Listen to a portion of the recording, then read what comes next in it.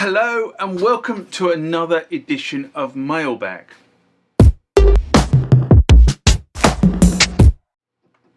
What is Mailbag? Well, Mailbag is a feature of the channel where you guys leave lots of comments on the channel and I attempt to answer those comments, or if I can't answer those comments, I throw it out to you guys who have more knowledge on some of this stuff than I do. So let's get into the first mailbag of this session.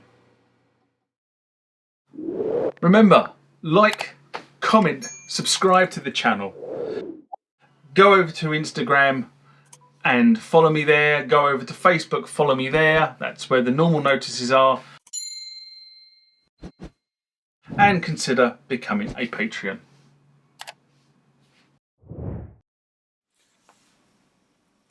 I think I'm going to get this wrong, but this one comes from Pythagorean Frog. In response to the Yamaha SY77 changing the battery restoration part 3, a video I did in December 2023.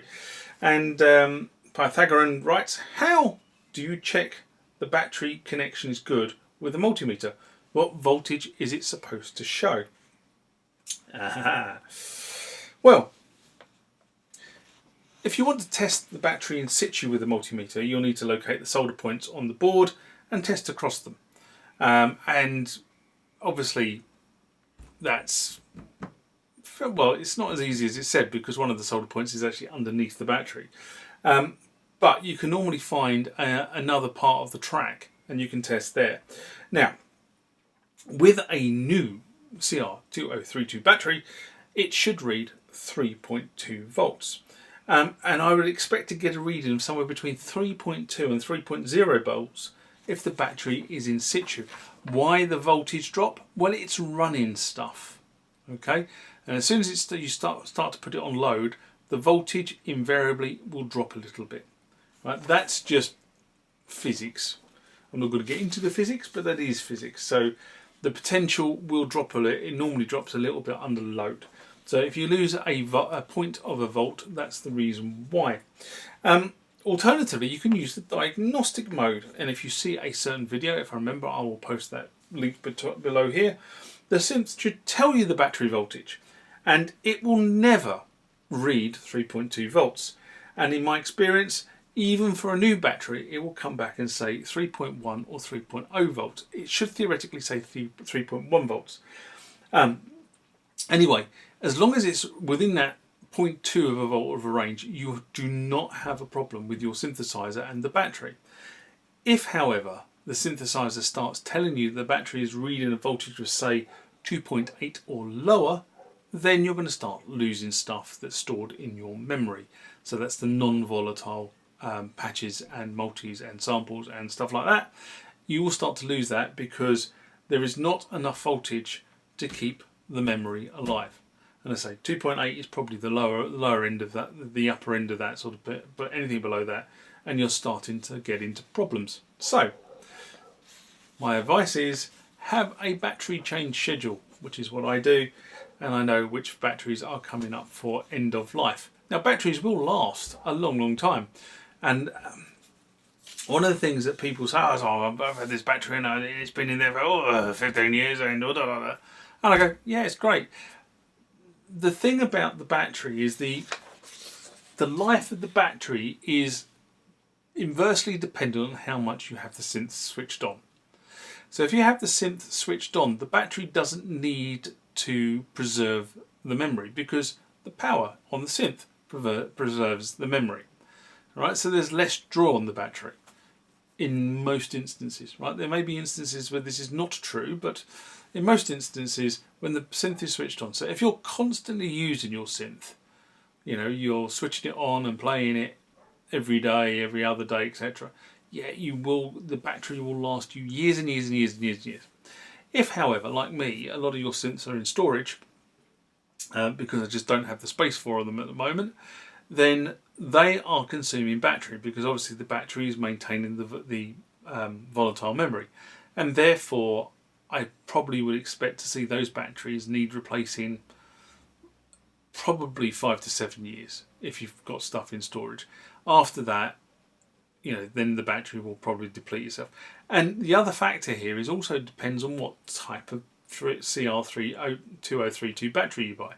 If you bought the cheaper versions, and you can buy various versions of the battery, I tend to try and buy Duracell or Panasonic for no other reason than they seem to work and last a long time.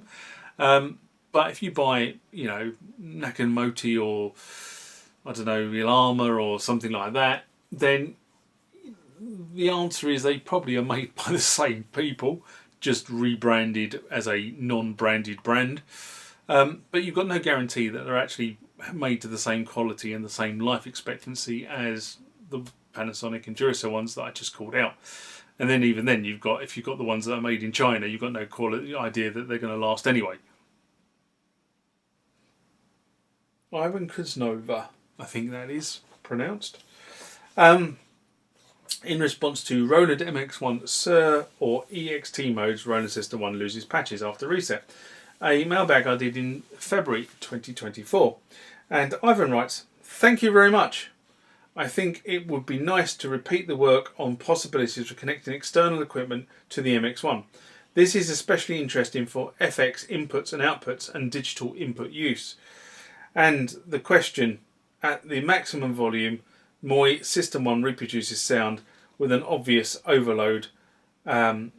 This is a feature of my personal tool." Okay. Now, first thing, it sounds a bit weird, but personally I've always had a policy of not trying to overdrive equipment. I might try and overdrive it if I was trying to extract some sort of distortion, but generally what I try to do is I try to actually run everything below the threshold and then just boost it in post if I need it louder or softer, or take it down in post, but I don't try and overdrive it. Now, when I was DJing, I always remember, if you would turn up on a night when you were working and the previous night's DJ was a bass happy monster, and you'd find that all the controls on the console are being whacked up because they hadn't a bloody clue about how actually to balance music. A lot of DJs were just complete prats. Many still are. But back in those days, I can remember working at one particular nightclub and the guy was there and he walked up to the console and he just whacked all the volumes up and went, "Oh, hang on a minute, I've got that balanced." I said, "I got beautiful sound coming out of it at the moment." Yeah, you haven't got a bloody clue. Anyway, so I'm not experiencing the sonic problems that you've kind of described in this one. But maybe others are experiencing it, can jump in and say that they are experiencing System 1 distortion when using it through the MX-1.